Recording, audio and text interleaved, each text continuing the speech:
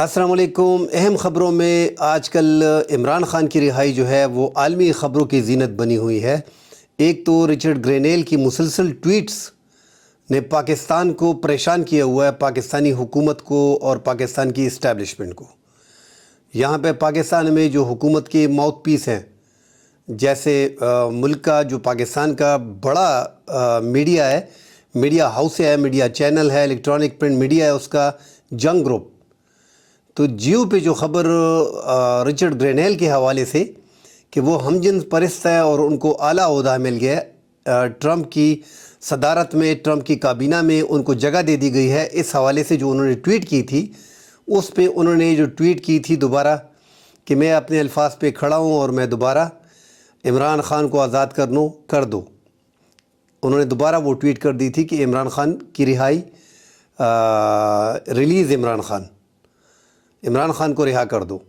تو وہ سٹینڈ کرتے ہیں ان پہ، اور دوبارہ جو اب لیٹسٹ خبر انہوں نے دوبارہ ٹویٹ کی ہے وہ بھی اشارہ ہے۔ اب دیکھیں، یہ تو جو میڈیا ہاؤس ہے یہ اس ٹائم پہ سمجھ رہا ہے کہ ہماری پاپولیٹی ہو رہی ہے، اتنا بڑا نام رچرڈ گرینیل، وہ ہماری ٹویٹ کو ری ٹویٹ کر رہا ہے، اس پہ بات کر رہا ہے تو بات کرنی چاہیے، حالانکہ اس سے وہ پیغام کسی اور کو دینا چاہ رہا ہے، کیونکہ جو جنگ جیو گروپ سمجھ رہا ہے کہ امریکہ میں بھی پاکستان کی طرح ہی لوگ بیٹھے ہیں جو اپنی اوقات سے بڑھ کے بات کرتے ہیں۔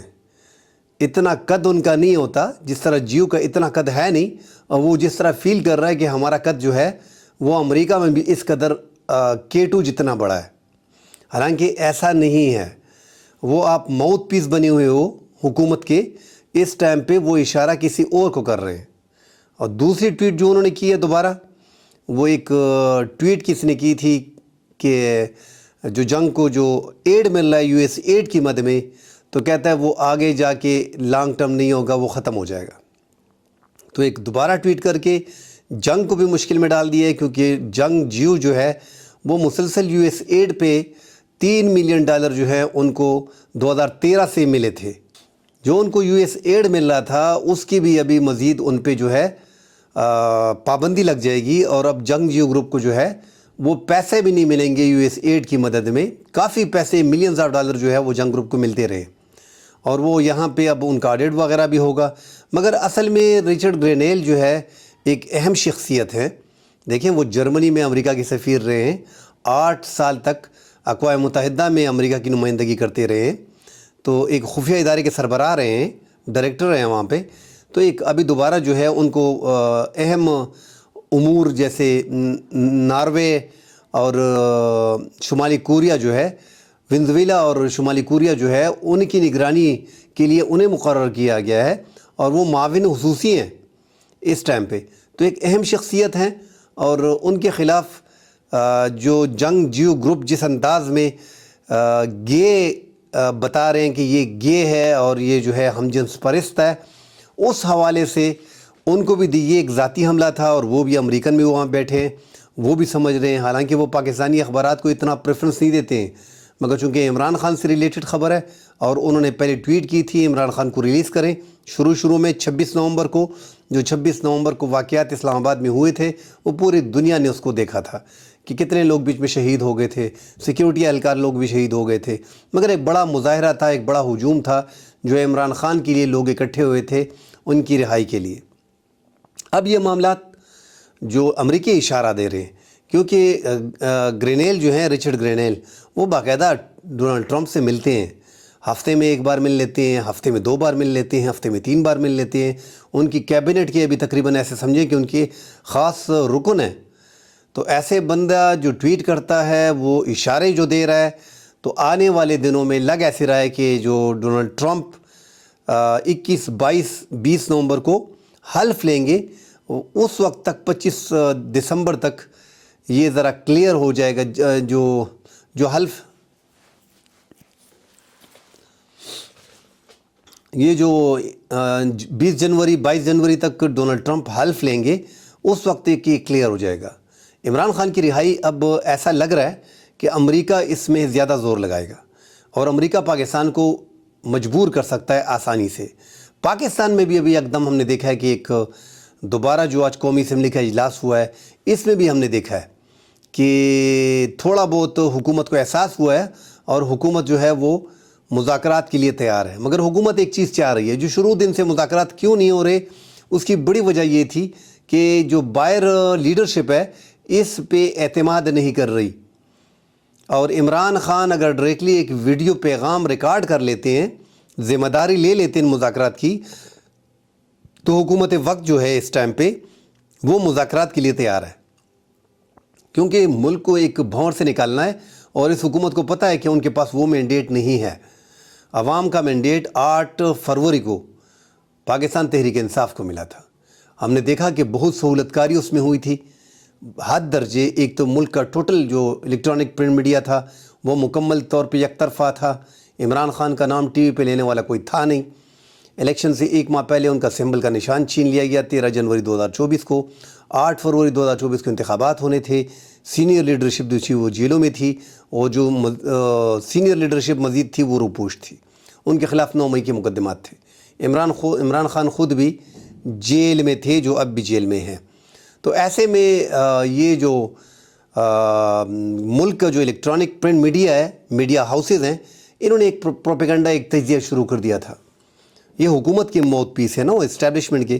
تو انہوں نے کلیئر کٹ کہنا شروع کر دیا تھا کہ یہ 4 اور 5 نمبر کی پارٹی ہوگی. بڑے بڑے تجزیہ نگاروں کو کور کر لیا گیا تھا، اور جو تحریک انصاف کے مخالف اور مسلم لیگ نون اور پیپلز پارٹی کے ہمدرد اینکر تھے. پاکستان میں تو آج کل صحافی بھی جتنے بھی ہیں نا، تو یا تو وہ پیپلز پارٹی کے ساتھ ہیں، یا وہ مسلم لیگ نون کے ساتھ ہیں، یا وہ تحریک انصاف کے ساتھ ہیں، یا وہ اسٹیبلشمنٹ کے موت پیس ہے.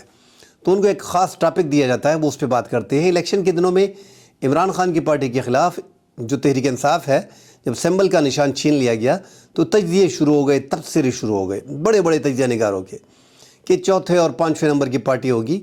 ان کا لیڈر جیل میں ہے، سینئر لیڈرشپ جو ہے وہ روپوش ہے یا جیلوں میں ہے، عام کارکن ہے، ٹکٹ لینے والا کوئی نہیں ہوگا.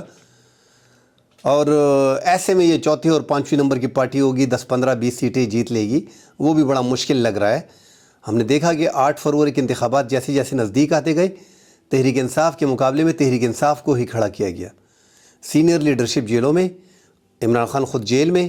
کوئی ایسا لیڈر تھا نہیں جو بڑا نام تھا. ٹکٹ جن کو عام لوگوں کو دیے گئے اور جو ان سے سینئر تھے تھوڑے بہت، ان کو جو ہے وہ اریسٹ کر لیا گیا. وہ جب ٹکٹ جمع کرانے کے لیے جاتے تھے، کاغذات نامزدگی جمع کرانے کے لیے، تو ان کو اٹھا لیا جاتا تھا، ان سے کاغذات پھاڑ دیے جاتے تھے. یہ ہم نے ملک میں کبھی پہلے نہیں دیکھا ایسے واقعات. بہرحال پی ٹی آئی کی لیڈرشپ نے کاغذات جمع کرا دیے، مگر ان کے مقابلے میں انہی کی پارٹی کے لوگوں کو دستبردار کرا کے مقابلے میں کھڑا کر دیا گیا. پی ٹی آئی سے دستبردار، اور ان کے مقابلے میں کاغذات جمع کرا دیے گئے.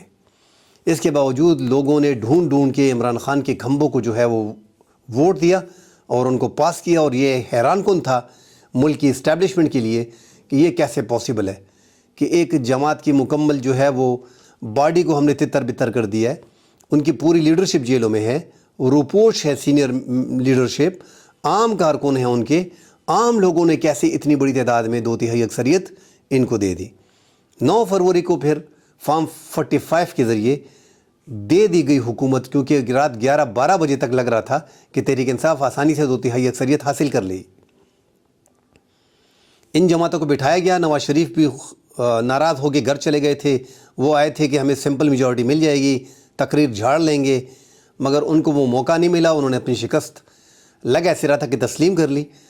اگلے روز 9 فروری کو ان کو بتا دیا گیا کہ حکومت ہم آپ کو دے رہے ہیں، پیپلز پارٹی کو دے رہے ہیں، آپ حکومت کے لیے ریڈی ہو جائیں. ان سے بات ہو گئی تھی، ان کو لے کے آنا تھا. تو بہرحال ان کو حکومت دی گئی اور تحریک انصاف کلیم کر رہی ہے کہ ہمارے 110 قومی اسمبلی کی نشستیں جو ہیں وہ قومی اسمبلی کی نشستیں مسلم لیگ نون کو، پیپلز پارٹی کو دی گئی ہیں، اور ایم کیو ایم کو 17 دی گئی ہیں. 84 قومی اسمبلی میں پنجاب میں دی گئی ہیں. اس طرح سندھ میں 6-7 دی گئی ہیں. تو یہ ہماری قومی اسمبلی کی نشستیں تھیں جو ہماری حکومت بنتی تھی. پنجاب میں بھی ہماری حکومت تھی، ہم سے نشستیں چھینی گئی ہے. فارم 47 کے ذریعے جو ہے ان کو جتوایا گیا. ہم نے دیکھا کہ اخبارات اور میڈیا، جو جتنا بھی الیکٹرانک میڈیا تھا، پرنٹ میڈیا تھا، اس کے ساتھ ساتھ عدلیہ میں قاضی فائد عیسیٰ نے انتہائی اہم رول ادا کیا. پوری بیوروکریسی، پوری میڈیا اور عدالت، ان کو کنٹرول کیا گیا، اور ان کی کنٹرول کے باوجود جو ہے وہ پاکستان تحریک انصاف الیکشن جیت گئی. اگلا مرحلہ تھا اپنی نشستیں واپس لینے، کیونکہ دھاندلی بڑی ایسی ہوئی تھی کہ پاکستان میں جب سے پاکستان بنا ہے اتنے بڑے پیمانے پہ فارم 47 پہلی دفعہ ہم نے دیکھی. تو اس کے لیے قاضی فائد عیسیٰ تیار تھے, اور قاضی فائد عیسیٰ کا ٹرن اوور اگر آپ دیکھیں تو 1.25 سال میں قاضی فائد عیسیٰ نے 100% جو فیصلے دیے وہ تحریک انصاف کے خلاف دیے اور 100% حکومت کی فیور میں دیے. حتیٰ کہ الیکشن ٹریبیونلز جتنے بھی تھے وہ پنجاب کے کہنے پہ اور الیکشن کمیشن کے کہنے پہ ان میں ریٹائرڈ ججوں کو لگایا گیا. قاضی فائد عیسیٰ نے اس کی منظوری بھی دے دی. قاضی فائد عیسیٰ نے پنجاب کو, حکومت کو اور الیکشن کمیشن کو اپنی مرضی کے جج لگانے بھی ٹریبیونلز میں دے دیے. تحریک انصاف کے ساتھ یہاں بھی زیادتی شروع ہو گئی.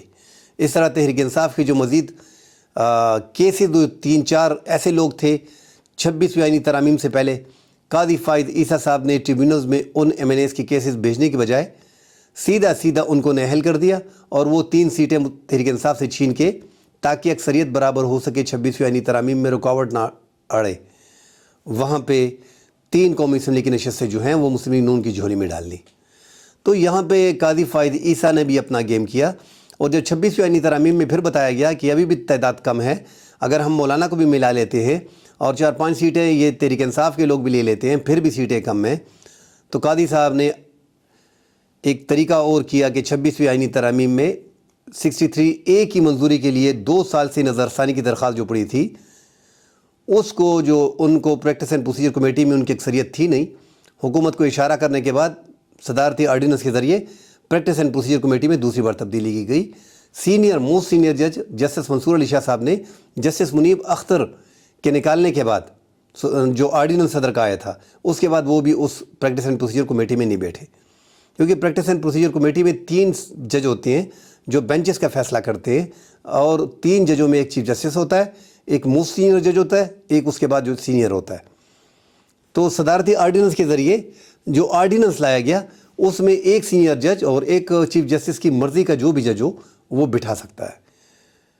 تو بس 2 جج جسٹس منصور علی شاہ صاحب بیٹھے نہیں کیونکہ جسٹس منیب اختر کو نکال دیا تھا, تو انہوں نے اپنی من پسند کے جج جو آج کل آئینی بینچ کے سربراہ لگائے گئے ہیں, اس ٹائم پہ یہ 5ویں نمبر کے جج تھے, ان کو اٹھا کے اپنے ساتھ قاضی صاحب نے ملا لیا اور 5 رکنی ایک بینچ بنا کے من پسند اپنا پسند کا ہم خیال بینچ بنا کے 63A کی نظرثانی جو ہے وہ منظور کر لی, اور حکومت کو موقع فراہم کیا کہ آپ ووٹر خریدیں, توڑیں, مارے, پیٹیں, وٹ ایور جو کرنا ہے ہم نے منظور کر لیا, ابھی پکڑے ان کو, ان کا ووٹ لیں, یہ نااہل ہوں گے مگر ان کا ووٹ کنسیڈر ہوگا. اس سے پہلے ووٹ کنسیڈر نہیں ہوتا تھا, اپنی پارلیمانی پارٹی کے خلاف ووٹ دے کے ان کا ووٹ بھی ریجیکٹ ہو جاتا تھا اور وہ نااہل بھی ہو جاتا تھا. مگر جہاں پہ قاضی صاحب نے مکمل سہولت کاری فراہم کی, ایک تو قاضی صاحب 8 فروری کے الیکشن کے اوپر بیٹھے رہے, کسی بھی طور پہ الیکشن کمیشن پر سوالات نہیں اٹھنے چاہیے, بڑے مخالف تھے اس کے, کیونکہ وہ پکڑے جاتے ہیں وہاں پہ. ہم نے دیکھا کہ راولپنڈی کے جو کمشنر تھے انہوں نے کہہ دیا تھا کہ پنڈی کی 13 ڈویژن کی 13 سیٹیں ہیں جو پاکستان تحریک انصاف 70 ہزار کی لیڈ سے جیتے گئے ہیں, مگر ہمیں جو ہے وہ حکم تھا اور ہم نے بڑی زیادتی کی ہے اور میرا ضمیر گوارا نہیں کر رہا ہے, اور اس میں چیف جسٹس اور الیکشن کمیشن کی چیئرمین جو ہے وہ ملوث ہے. مگر پھر ان کو گرفتار کر لیا گیا, ان کی گرفتاری کے بعد ان کے خلاف کارروائی کی گئی, مگر ہم نے نہیں دیکھا کہ قاضی فائد عیسیٰ نے ان کو بلایا. آج تک پتہ نہیں وہ کس تھانے میں ہے, کہاں اس پہ کیس چل رہا ہے, ابھی تک کچھ پتہ نہیں. تو اس طرح ایک سہولت کاری فراہم کی گئی تھی. ایک پاکستان تحریک انصاف ایک عوامی جماعت ہے, عوام کا ووٹ ان کے پاس ہے.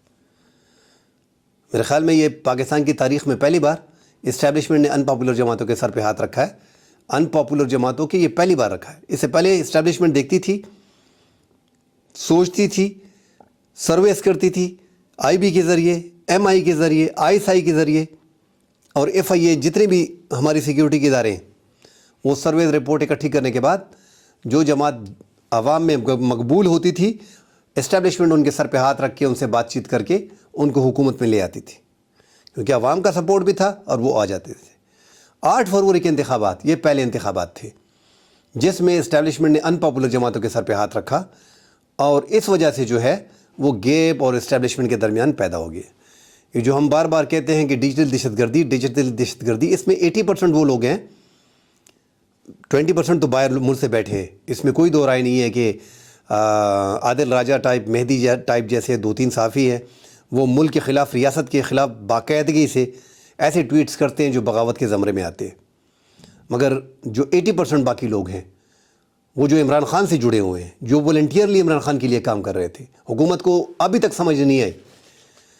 اربوں روپے مسلم لیگ نون اور پیپلز پارٹی سوشل میڈیا پہ لگا چکی، مگر اس کا کوئی فائدہ نہیں ہو رہا۔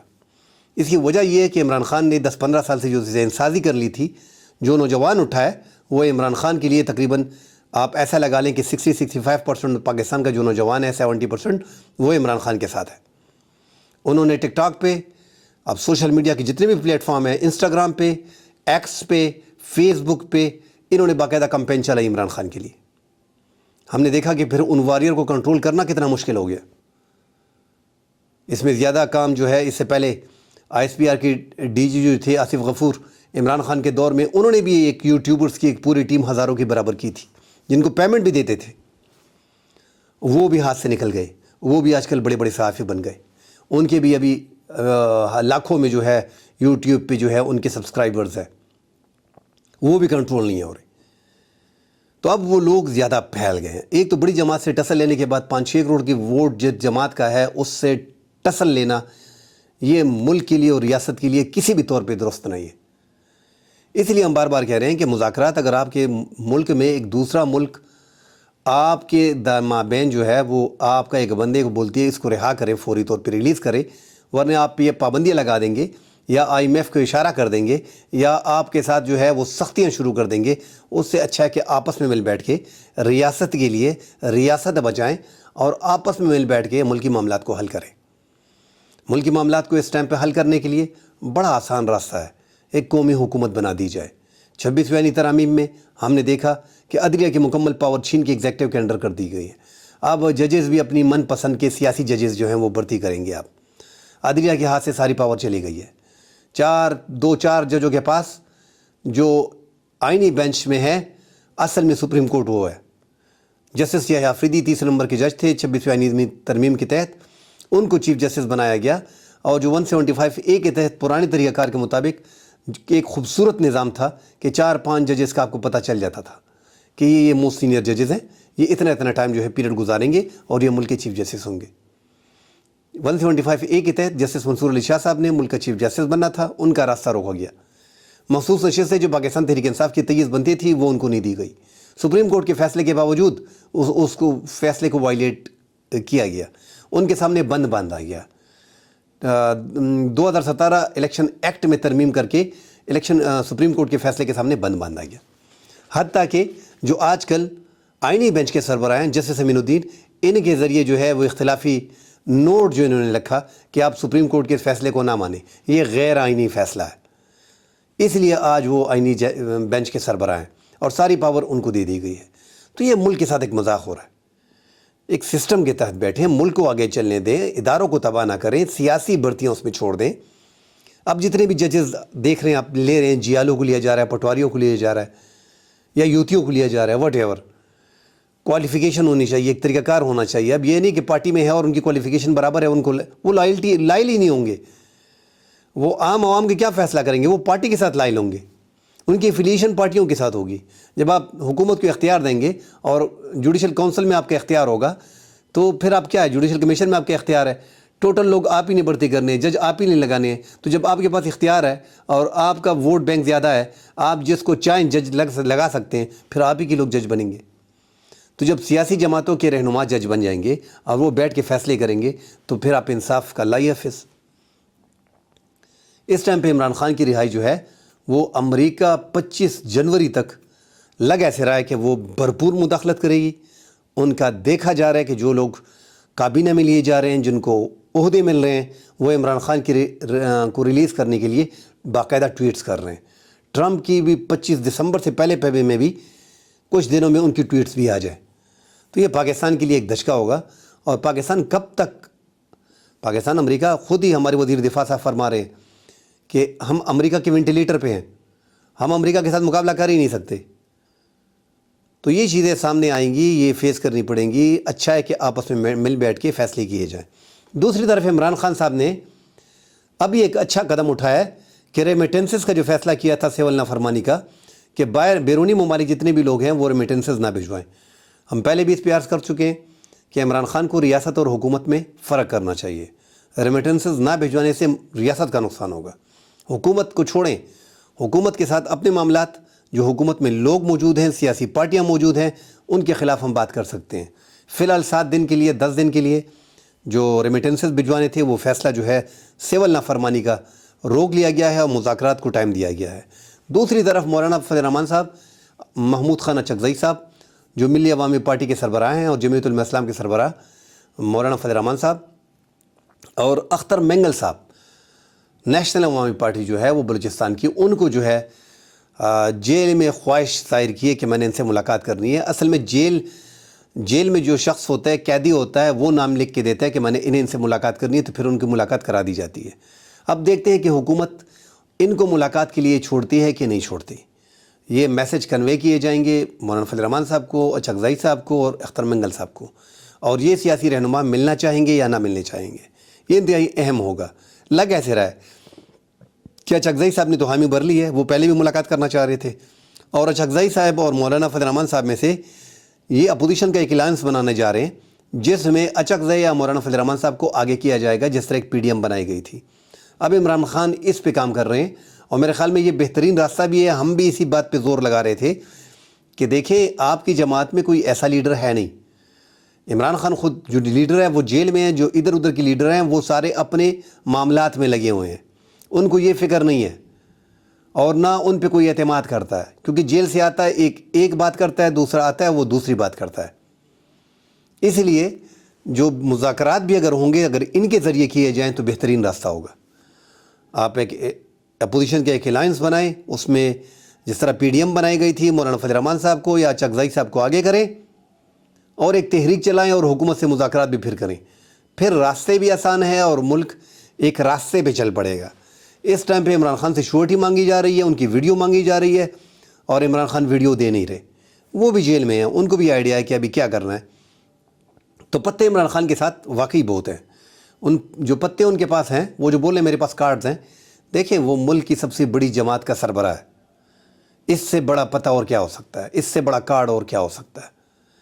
جب بھی آواز دیتے ہیں کچھ بھی نہیں ہے تو 25, 30, 40 ہزار لوگ نکل آتے ہیں.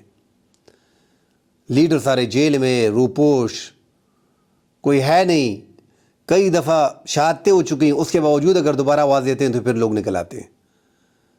تو عمران خان کو بھی پتہ ہے کہ لوگوں نے میرے لیے نکل کے آنا ہے. انہوں نے بھی اس بار جو راستہ انتخاب کیا ہے کہ وہ ایک الائنس بنانے جا رہے ہیں, وہ ایک پراپر طریقہ ہوگا. اس میں سربراہان ہوں گے, اچکزئی صاحب اور محمود اچکزئی صاحب اور مولانا فضل الرحمان صاحب اور اختر مینگل صاحب. یہ بہت بڑے نام ہیں, یہ بہت بڑے نام ہیں, ملک کے زیرک سیاستدان ہیں, ان کے پاس بڑا ایکسپیرینس ہے. یہ تحریک کو آگے لے کے جا سکتے ہیں, اور یہ جو ہے مذاکرات بھی کر سکتے ہیں, تو ایک راستہ بھی نکال سکتے ہیں اور ملک کو اس بھنور سے نکال سکتے ہیں. جاتے جاتے صرف اتنا ہی کہوں گا کہ اپنے ملک کی خاطر تمام تر اسٹیک ہولڈر کو بیٹھنا ہوگا. بیرونی مداخلت ضرور ہوگی, اور یہ حکومت اتنی ہے نہیں کہ اس کے سامنے کھڑی ہو سکے گی. ہم نے مشرف کو دیکھا تھا کہ انہوں نے فون کال آئی تھی کہ آپ کو پتھروں کے دور میں بھیج دیں گے. انہوں نے یو ٹرن لے لیا اور طالبان کے خلاف ہم نے جو ہے اب امریکہ کا ساتھ دیا. تو بڑا مشکل ہے. اس طرح بل کلنٹن نے جب نواز شریف کے خلاف ہائی جیکنگ کا کیس بنا تو ہم نے دیکھا کہ سعودیہ کو کہا گیا اور 10 سال کی ڈیل کی گئی اور نواز شریف کو موت کے منہ سے نکال لیا گیا. اس طرح ہم نے بے نظیر بھٹو کو دیکھا 84 میں, ان کے لیے امریکہ سے کال آئی اور ان کو باہر نکال دیا گیا. واپس وہ آئیں, کس انداز میں آئیں, یہ سارے ہم نے دیکھے ہیں. جنرل ضیاء کے دور میں 11 سال ماشاء اللہ چلی, پیپلز پارٹی ختم ہوئی نہیں. 9 سال پر مشرف نے ماشاء اللہ لگائی. ملک میں حالات ہم نے دیکھے ہیں. کیا مسلم لیگ ختم ہو گئی؟ نہیں. تو تحریک انصاف اتنی بڑی جماعت ہے. ہم دیکھ رہے ہیں کہ ان کو پہلے برگر کہا جاتا تھا, انہوں نے ثابتیں کر دی, انہوں نے شہادتیں دے دی, اب ان کو کلٹ کہا جا رہا ہے. اس سے پہلے برگر کہا جا رہا تھا کہ یہ کہاں مار برداشت کر سکتے ہیں, یہ کہاں نکل سکتے ہیں, یہ تو ممی ڈیڈی لوگ ہیں بھائی. اب جا کے جب یہ سمجھ گئے ہیں تو کبھی دہشت گرد اور کبھی کلٹ, ابھی یہ کہا جا رہا ہے. چھوڑیں ان چیزوں کو. سیاسی ورکر ہیں, ایک نظریے کے پیچھے ایک سیاسی لیڈر کو سپورٹ کر رہے ہیں, انہیں پسند کر رہے ہیں, ان کی پارٹی کے ساتھ چل رہے ہیں. یہ آپ کا مستقبل ہے. اگر مسلم لیگ نون میں ہے جو نوجوان ہیں, پیپلز پارٹی میں جیالے ہیں, تحریک انصاف میں یوتھ ہے, اور اس طرح مسلم لیگ میں جو پٹواری کہا جاتا ہے یا یوتھ ہے، ان کے نوجوان جو ہیں، یہ سارے ملک کا اثاثہ ہیں۔ سیاست میں اختلاف ہوتا ہے، مگر اختلافات میں ایک دوسرے کے ساتھ میز پہ بیٹھا جاتا ہے، تبھی ملک آگے جاتا ہے۔ تمام تر ممالک میں اپوزیشن کی پارٹیاں ہوتی ہیں، مگر پاکستان میں تھوڑا ڈیفرنٹ ہے، کیونکہ یہاں پہ اسٹیبلشمنٹ کا رول بڑا اہم ہوتا ہے، اور مین سٹیک ہولڈر جو ہے وہ اسٹیبلشمنٹ ہے۔ مقبولیت اور قبولیت دونوں ہونی چاہیے۔ اس ٹائم پہ عمران خان کے ساتھ مقبولیت بہت زیادہ ہے، مگر قبولیت میں مسئلہ آ رہا ہے، تو وہ قبولیت بھی بن جاتی ہے ریاست کے لیے۔ اناؤں کو پیچھے کر دینا، 2 سٹیپ پیچھے جانا پڑے گا، 2 سٹیپ ان کو پیچھے جانا پڑے گا، کچھ حکومت کو پہل کرنی پڑے گی، کچھ اسٹیبلشمنٹ کو ملک کی خاطر کمپرومائز کرنا پڑے گا، تبھی یہ ملک آگے جا پائے گا، ورنہ بڑی مشکلات ہو جائیں گی اور پاکستان ڈیفالٹ کی طرف اللہ نہ کرے چلا جائے گا۔ کل انشاءاللہ اگلے پروگرام میں ملتے ہیں۔ اللہ حافظ۔